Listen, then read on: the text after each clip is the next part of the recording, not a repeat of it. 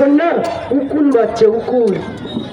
Change করুন, OC change করুন, SP change করুন, ডিএম চেঞ্জ করুন, রিটার্নিং অফিসার চেঞ্জ করুন, আমলা চেঞ্জ করুন, অন্য রাজ্যে পাঠিয়ে দিন, কিন্তু সব বাংলা জুড়ে সব আসলে মমতা আছে, মমতা আছে, মমতা আছে।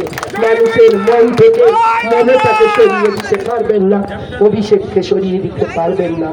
তাই উন্নয়নের ধারাকে অব্যাহত রাখতে আরো বেশি করে এই কেশপুরে উন্নয়নের কর্মযজ্ঞ শুরু করতে, ত্বরান্বিত করতে আপনারা দিদির পাশে থাকবেন, ঘাসফুলকে জেতাবেন, তৃণমূল কংগ্রেসকে জেতাবেন, আপনাদের ঐতিহ্য ধরে রাখবেন, আপনাদের ঐতিহ্য ধরে রাখবেন।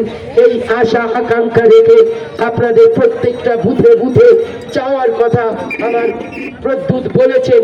আমাদের ব্লক কমিটি, নির্বাচন কমিটি, আমাদের যারা অঞ্চল কমিটি, আমাদের বুথের যে কমিটি, বুথ নেতৃত্ব সবাই মিলে ঐক্যবদ্ধ হয়ে আর 19টা দিন 20টা দিন আপনারা একসঙ্গে পথ চলে দিদির স্বপ্নকে সফল করুন।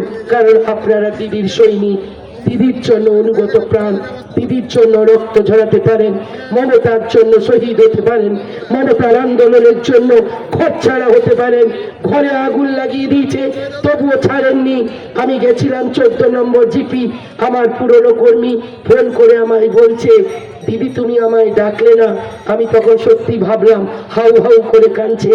তারা কিছু পাওয়ার জন্য নয়, দলটাকে ভালোবাসে, দলের জন্য নিবেদিত প্রাণ। তাই এত মানুষ আজকের এখানে এসছে। আমি আবার সবাইকে সম্মান জানিয়ে, একসঙ্গে চলার আহ্বান জানিয়ে, একসঙ্গে 4 তারিখে গোটা বাংলা জুড়ে সবুজ মাখার আহ্বান জানিয়ে 50-এর নিচে নামিয়ে দিয়ে যা অভিষেক বন্দ্যোপাধ্যায় আমাদের নেতা বলেছেন তাই আমাদের করতে হবে, এই আহ্বান জানিয়ে বক্তব্য শেষ করছি। জয় হিন্দ, জয় বাংলা। মমতা বন্দ্যোপাধ্যায় জিন্দাবাদ, অভিষেক বন্দ্যোপাধ্যায় জিন্দাবাদ। আর যতই করো হামলা আবার জিতবে বাংলা, যতই করো হামলা আবার জিতবে মমতা, মমতা, মমতা।